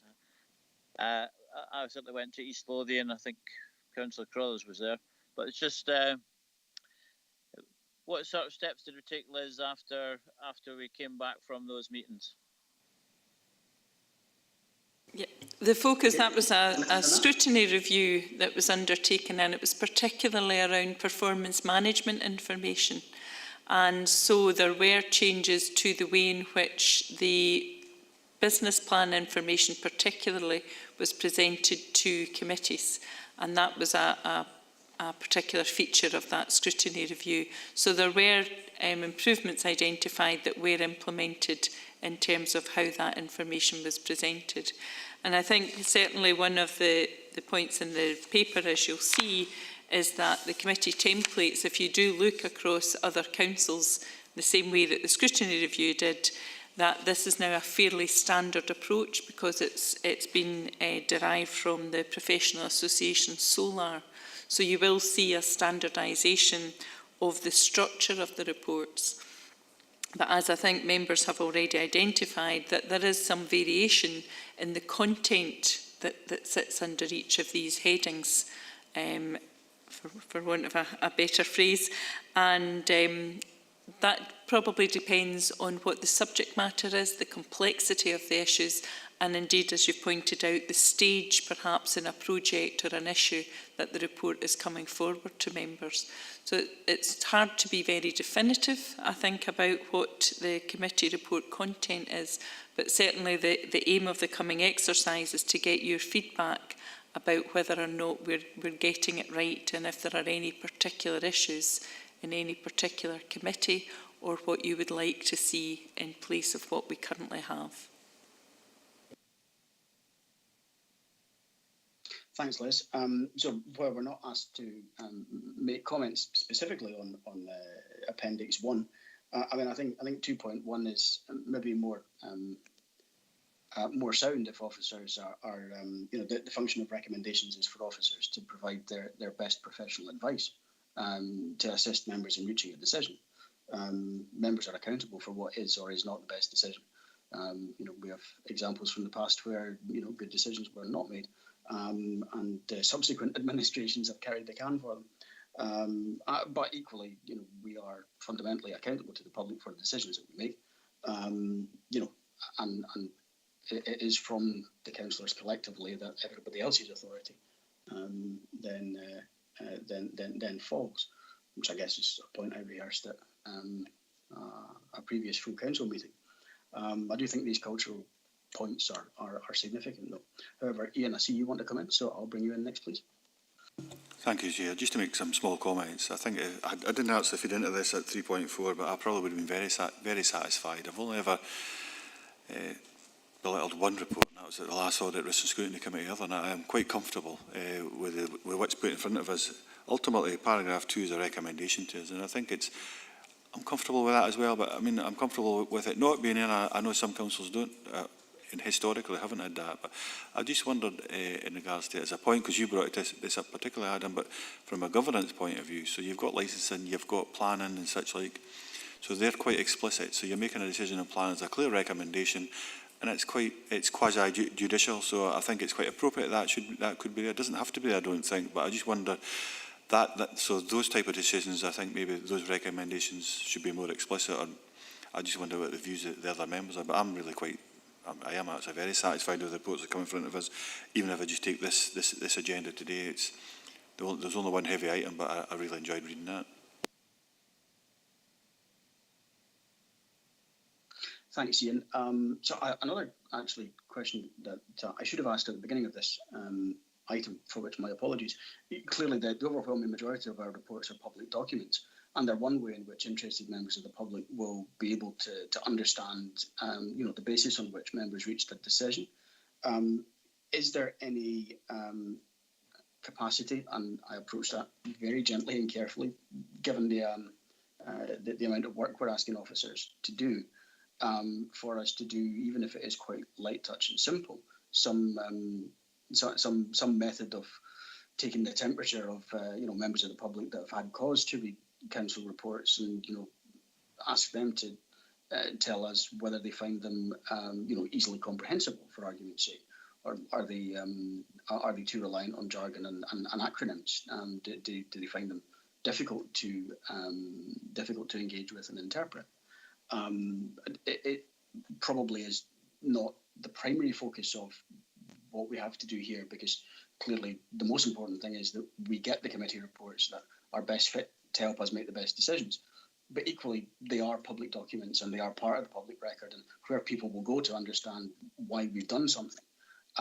So I wonder whether there is any capacity or opportunity for us to do something, as I say, probably quite limited, but I think nevertheless might be worth us considering, in getting some public feedback on how they've found it when they've had to go and find a decision or find a report in order to understand something that's happened. So Liz, I don't know if you want to come back in that, and then I'll bring in Stephen. Liz? Yes, I'm sure there would be a way of us offering that opportunity for readers of the Council's committee reports to give us some feedback. But you're absolutely right that the focus of the committee reports is to enable members to make informed decisions. So our primary guide is you about making sure that you're comfortable that the format and the content is giving you enough information in an accessible format to make informed decisions. But yes, we can certainly offer that opportunity for any feedback from any of our readers online. Thanks, Liz. Yes, I think that's helpful. I mean, and clearly, as we both reflected, the priority for this is for us to get it right for our own processes. But I think if that's possible to do, I think I would certainly welcome it. Okay, Stephen, I'll bring you in now, please. Thanks, Chair. Yeah, and I was actually going to touch on a couple of things, but one was about the readability and sort of use of plain language. And I know members will often request acronyms to be deciphered, etc., or some kind of key to understand shortenings, etc. But there's something about well, a couple of things. One is about the cyclical nature of reporting, of certain types of reporting, I should say. So there's always going to be a reason for each report, and often having that context as to where it fits in either in the annual sort of budget cycle or business plan reporting, or an emerging item. Obviously, with COVID and the COVID-19 subcommittee, there was reports coming at us every week. Short notice, last minute, and of course that's quite. That you wouldn't choose to do it that way. So whenever things sort of settle down into more of a pattern, there should be an element of predictability, so that you can actually plan and manage your report writing time better. And it did occur to me that sometimes if you're involved in sort of pre-report publishing, at least to maybe sort of get a sense of what's coming up, there's often issues about, well, who's the author of the report? Because sometimes there'll be more than one officer has to feed into a report, quite rightly, because it spans a number of departments or even directorates. So is there something about shared authorship, if you like? Is there something about how we indicate right at the start of a report, right, this report is actually the penultimate report before your main big decision on something, and we're going to be looking at these options. This is where it fits into the overall narrative, and we're drawing on officers from economic development, waste, and something else, and legal, for example. And it basically says, this is where it fits into the bigger picture of the Council's priorities and plan. Here's the details, and then you agree, approve, or note, or whatever it is, before, and you know that you're going to expect a report at the next committee that's going to finish that off, if you like. So if you picked up a report in isolation and you're a member of the public for example, you would have no Scooby where that belongs or what it even means, because it's not evident obviously what the context is, apart from a load of hyperlinks at the end. So often you can't even follow them because the links don't always work, but that's a different matter. So I think there's something about how we make the reports fit in a sort of meaningful temporal way. I know that seems a bit sort of esoteric maybe, but knowing the context of a report is often half the battle to understanding it. That's really the point I would make, I suppose.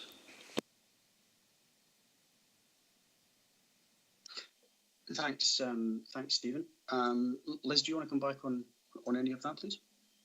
Again, very helpful comments. I think that certainly 3.1 of the guidance, where we're seeing, the section should set out the broader context, and perhaps we can be more explicit in the guidance then about what members want to see in that broader context. You'll be aware that most groups would maybe start off with saying which council priority or commitment or which statutory issue has resulted in the report being required. But we can certainly expand, and this is the kind of thing that we're looking for you to tell us. What is it that you want to see in committee reports, and we can then update the guidance so that officers are clear about your expectations about what you want to see. So I think your comments here, Councillor Thompson, fit in very neatly in 3.1 for us to be more explicit to officers about what they should be putting in. Okay, thanks, Liz. Can I invite any further questions or comments before we go to the recommendations? Again, this will be going up to the 17th of December full council, which I anticipate is going to be a fairly lengthy meeting. I'll just pause to check in case anybody else wants to come in.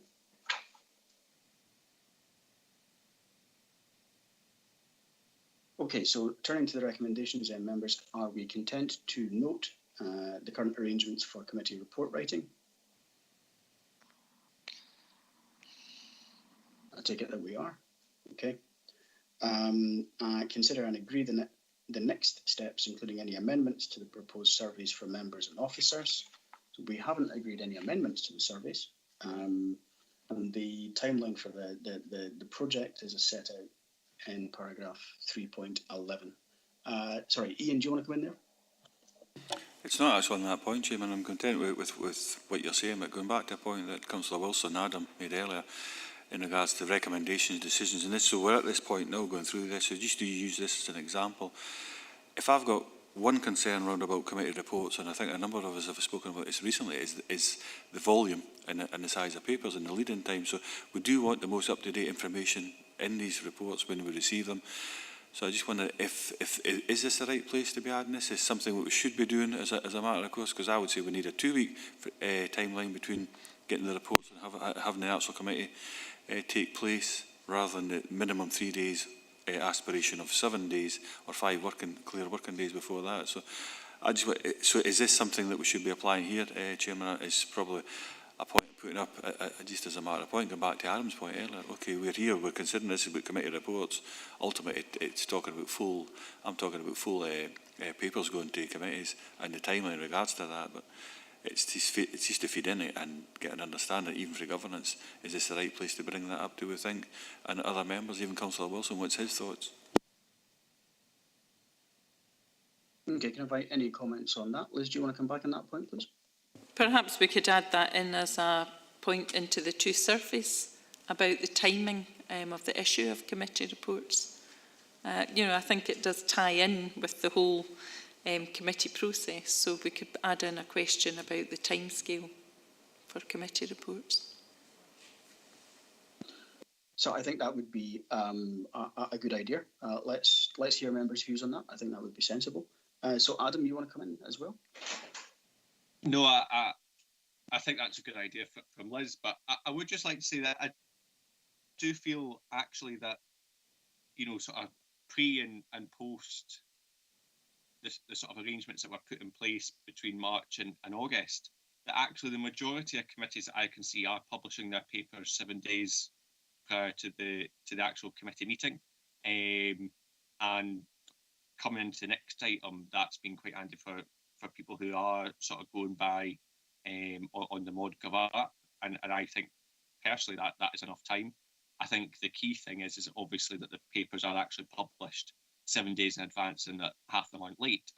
But from what I can see from the committees so far is that actually there's maybe been 1 or 2 papers that have been late, and from FPT, the one that was late was because actually it was only coming as a result of the decision from full council, which happened to be less than 48 working hours before the papers for FPT were actually published. So I think that's a good question to ask, but also as well, it's about being realistic on, it does take quite a bit of time for papers to be collated and written, but the key thing is about them actually being published on time. Okay, thanks for that, Adam. So, Ian, I don't know if you want to come back, but it does strike me that asking a question in the survey about timing of publication, the length of time members have to absorb and scrutinise papers would be a sensible amendment. Are you happy that we do that? I'm delighted with that, Chair. I think it's an excellent suggestion for Liz. I think it really is. But my point is probably more roundabout, so that it's right that the public get within a certain amount of time. Though that many members of the public will read these papers, fair enough. But it's more about the processes round about the groups and the groupings. The leader herself openly admitted that she'd struggled, to say the least, in regards to the last full council, and the groups meeting, they struggled, but the administration, they struggled as well to meet collectively and try and form a position. We do actually go through that process. It's more round about that is where I'm coming from, to actually, so most of the time we do have the chance to sit down, read, consume and digest our reports. It's that process that lies out with its struggle to fit in with that. No, that's understood. Thank you, Ian. Well, if we're content to agree these with that amendment in terms of report the deadlines for publication and issue, are we happy with that, folks? Okay, again, I'll take silence to be assent, and that we are. And move on to the final item, which rather fittingly, given the number of us who are participating remotely, is on the paperless pilot. So I think this item 8 is the paperless pilot report by Interim Head of Democratic Services. We've made good progress on this work in recent months, and I think certainly like to thank the members and officers who have participated in the pilot and given their feedback. I should declare an interest in as much as I'm one of them. It does seem to me that the pilot is evidence that this is a successful approach. My own view, without wanting to prejudge our discussions, is that we should continue to roll it out and invite others who wish to participate to go down this route. I think it also demonstrate our leadership in reducing reliance on paper, but would also be a pragmatic approach to managing both the costs of the equipment and recognising that not all members will wish to go down this route. I think it's also fair to reflect that the circumstances that we're in now are dramatically different to those that prevailed when the paperless pilot was commencing. Let's face it, we had all been expecting to sit in the chamber and be using our iPads with the modern Gov app, rather than the very different model of working that we have adopted since then. My own experience has been that extra equipment has been absolutely essential, albeit it was not originally envisaged to be used for that purpose. Nick is on MS Teams to assist if members have any questions. Nick, is there anything you'd like to add before we go to questions and comments? No, Chair, nothing to add. Thank you, Nick. In that case, go straight to members' questions and comments, and I have Adam followed by Ian. Adam? Thanks, Chair. I think absolutely it's time just to sort of roll this out. I think we had quite a good discussion at Labour Group on this. I'm one of those people who has thankfully took part in the pilot because, quite frankly, having 2 screens has been an absolute godsend over sort of home working, and comes into that point that you made about actually it's probably not even just a paperless pilot anymore, but sort of that virtual pilot. And I do think that we should be offering elected members the opportunity to have that second device and to essentially go paperless as much as possible. Certainly within my group, there is a willingness to do that, but also, more importantly, a willingness to try from even those members who have maybe been a bit resistant in the past. And I think the last couple of months has highlighted that. So I would actually suggest that we maybe put in a sort of a KPI of 50% of elected members being paperless, because there was some members in the Labour group who said that they would need some training on how to do it, and there would be a lead-in time for them to actually officially give up receiving their paper copies, but that they're very committed to doing that. I think just one thing I would say on the paperless pilot is I have said a numerous number of times that just don't send me the papers, because actually I'm decreasingly using them because I've been using the app so much. Although there isn't that sort of single one point to say, can you stop giving me the papers? It's been on a committee base. I do think that needs to be strengthened. I would hope that I should be able just to say to governance, don't bother sending me any more papers for anything anymore. Although it has been on a sort of committee by committee basis, which means I'm still getting numerous papers through, even though I really do not need them. And just one final thing that the Labour group sort of came out was particularly that there may be some committees that members may opt to receive papers for. So I think there's an even bigger need to keep that going. In particular, if you're chairing a committee, there was a number of Labour group members who said it is quite handy to have that paper copy there, just in case. If you don't have two devices in front of you, then you're not going to be able to look at those virtual copies. And also, as well, there was, I think, a couple of members around planning and for some particular committees where they would be a little bit more resistant to giving up paper copies.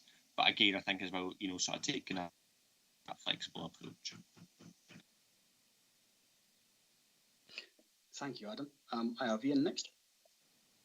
Thank you, Chair. I'll be brief. I think Adam's covered most of it. I'd fully support the rollout to all 43 elected members in regards to this. I personally use it as a hybrid. Going back to some of the comments Councillor Thompson made earlier, I'll have my papers in front of us. You can use when you're outside in committee, that is. So you're using your speak function or your chat function. But at the same time, when it comes to links, you're trying to access links sometimes, and doing it on one device, very, very, very difficult. So sometimes I've got 3 or even sometimes 4 different devices using my own stuff as well, try to keep up. But I'm very keen to sustain that hybrid model, and we will move towards paperless, I think, eventually. But for me, it suits, and every individual member should be supported in their own individual way. We've heard this many times, so totally support, Chairman, that it gets rolled out amongst all 43. Sooner the better. Thank you, Ian. Richard? Thanks, Chair. I had a discussion with the independent group on Monday about this. We're quite keen to roll out the iPads because our leader feels that she's able to act paperlessly without it. So I think the sooner we get the iPads rolled out, the better. I've had lots of problems with the technology I've got at the moment. I gave Nick my view on that a couple of months ago, and I certainly look forward to getting the iPad so we can move forward.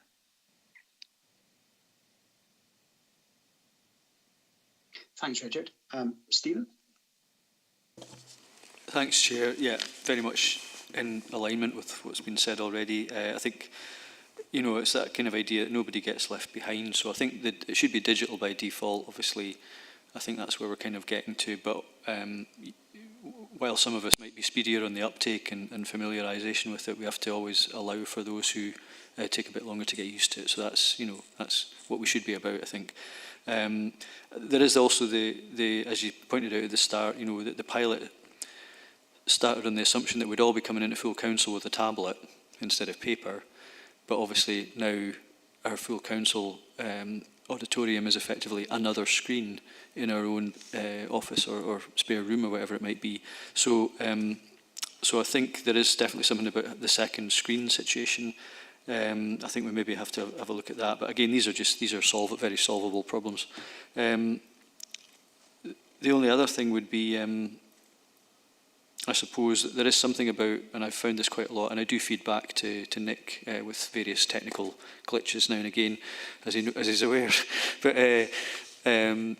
But that's fine. I mean, they can usually be worked through, but there are some issues to do with like permissions as to where the modern Gov apps may be installed from, and/or documents that maybe don't download for some reason. But there's also the fact that you can't link to SharePoint via iOS devices, and I think there's something that we need to look at, and this might touch on to a wider look at our technology services, because you kind of need to be using the Windows Council laptop, I think it is, to be able to access SharePoint because of certificate issues on the device, which aren't, it doesn't work the same way, although I think it can, because I've looked at some forums, being a sort of bit of a nerdy geek at times. You can set it up in such a way that you could allow permissions depending on which platform you're on, but that's something that would have to be explored, because otherwise we're linking to documents that you can't even open on the device that you're meant to be working on. So there are a few wee things like that, but I think that would come out as we work through the digital by default work stream. Thank you, Stephen. So I think that the point you make about, and the point that Adam made as well, and indeed Ian, regarding the second screen is really important. I think there's broad agreement that we continue the pilot and invite as many as we can manage, I think, to join it. I rather wonder whether we shouldn't be using this as an opportunity, and I guess you were alluding to it, Stephen, to broaden this out a bit, because clearly this is a paperless pilot, but what we have started to do is to participate digitally and remotely, and we've become increasingly, I think, adept and comfortable with it. I am not referring to myself in that regard, having started off with the cardinal sin of muting by accident, but I think, generally speaking, across the piece, that certainly has been the case. But I think it likely that the paperless pilot aspect will be one very important part of how we facilitate that work. It may very well be that there are other things that we need to look at to ensure that members can participate from wherever they happen to be. I do think there's an important point in there for the future. With any luck, COVID will go at some point by some method. But we live in a vast region. We have, for example, a colleague who is currently on maternity leave. It might be immensely helpful for her to be able to participate remotely for however long a period is most helpful to her, just as one example. And there are clearly people who have benefited a great deal from not having to commute, the 4-hour round trip for the 2-hour meeting in Dumfries, for example. So I think that there's a sound foundation here for us to look, really seriously actually at how we get it right in terms of facilitating members to participate remotely and virtually, if that is the easiest thing for them. And who knows, it might even broaden the spread on experience of candidates in 2022, and we might be all the better for that. However, I see that Adam wants to come back in, so Adam, and then perhaps we'll go to the recommendations. No, it was just on something that Stephen touched on, particularly in relation to SharePoint. I do think, and it's what we're probably moving away from the purpose of the report, but I think that obviously, member services and the wider technology is important for not just members, but for officers as well. And certainly, I don't think it's impossible. I mean, I'm probably breaking IT rules, but I do manage to get my SharePoint documents on my iPad. Don't get me wrong, it's not excellent because it's not always updated and certainly not reliable, but I certainly don't think it's impossible, but it would be very handy to be able to have that. I can't say I'm somebody that edits documents on my iPad, but certainly from time to time I do need to read them on my iPad for various reasons. So it would be useful to try and get some of these things worked through, just to make it, an even better function for elected members and officers carrying out their roles. So, Nick, clearly you're sitting in on the call. Sitting in on the call, that's entirely the wrong phraseology. You're present virtually in the meeting. It's clearly not a matter for the recommendations in front of us, but I wonder whether there is a useful discussion that it might be worth you having with colleagues in IT as regards, even just the starting point of how we assess what might be required to support members to participate virtually as efficiently and comfortably as possible. Not specifically related to these recommendations, certainly, but I'm picking this up from everybody, really. That would strike me as being a sensible thing, perhaps to take offline. Would that be okay?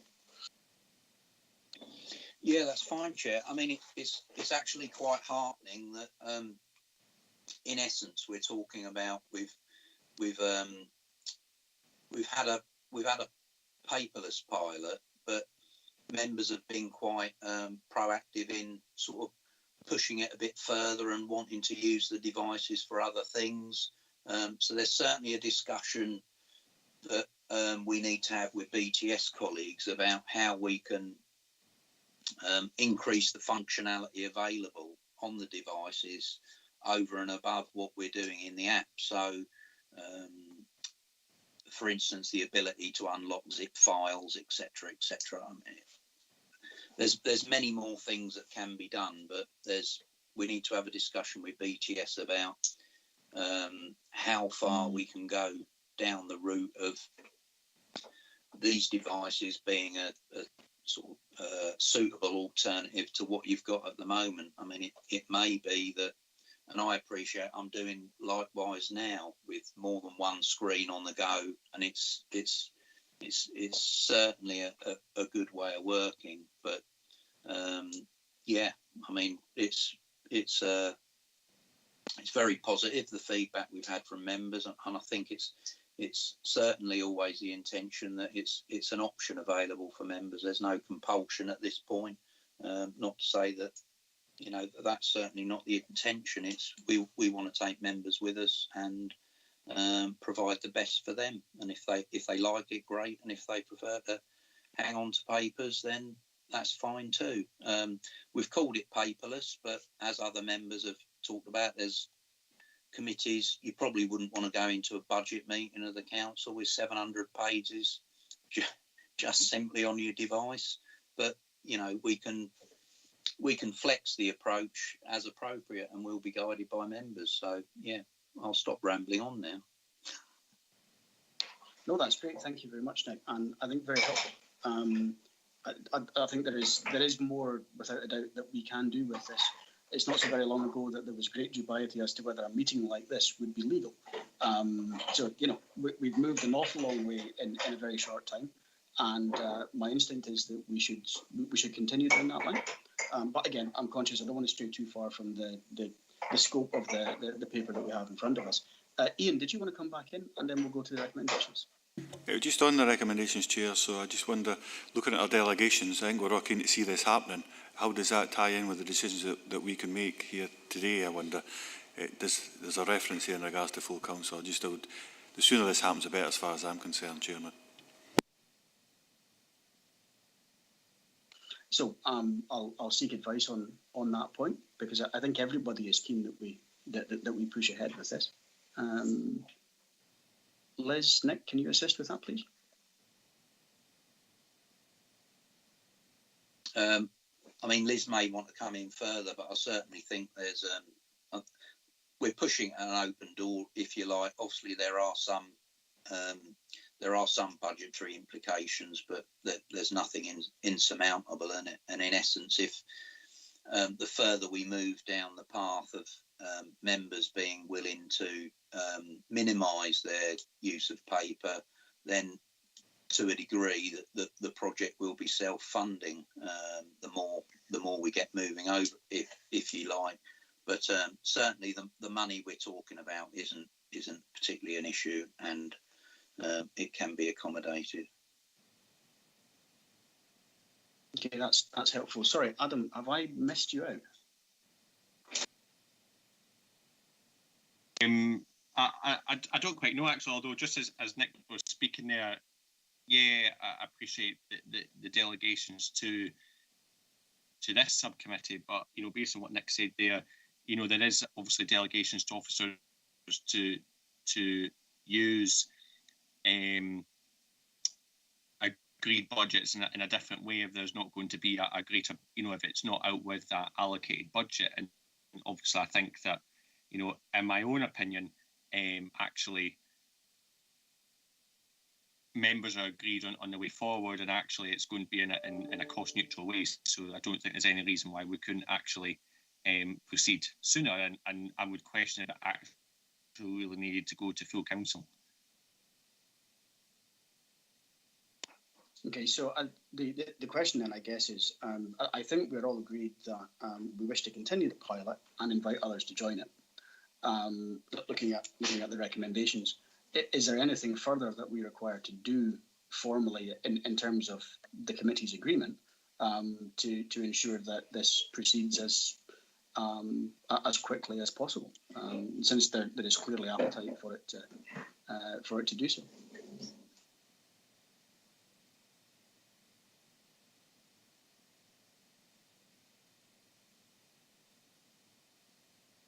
Chairman Ian Carroll's here. It was myself that brought it up. So I mean, I'm quite content with thank you, Chair. I'm quite content with the recommendations, the way they're written, and I've had the reassurances or the assurances from Nick, our interim governance officer, in regards to this could actually, before it gets to full council, if it at all goes there, that actually could be implemented on a cost neutral basis. But you've certainly got my support, and quite happy to have that on record. Okay, thank you, Ian. I think that's helpful, and I am actually really pleased by the progress that has been made with this entire area of activity. Albeit not at all happy with the reasons that made it necessary, of course, but we have made substantial progress in this matter. So, members, if we're content, looking at the recommendations, I believe we are all agreed that we wish to continue the pilot and invite others to join it. Are we agreed on that point? I'll pause for a second just to check, but I believe that we are. Okay, thank you, members. I have no further business. Clearly, we will be meeting before the 17th of December full council. That date will clearly have to be advised, but look forward to us continuing our work then. Can I also say thank you for your forbearance in allowing the meeting to be chaired remotely. Clearly it's something we can do now, but it is still part of a learning process for us. So very grateful for your assistance with that today. And with that, I will close the meeting. Thank you very much for your attendance and your contributions.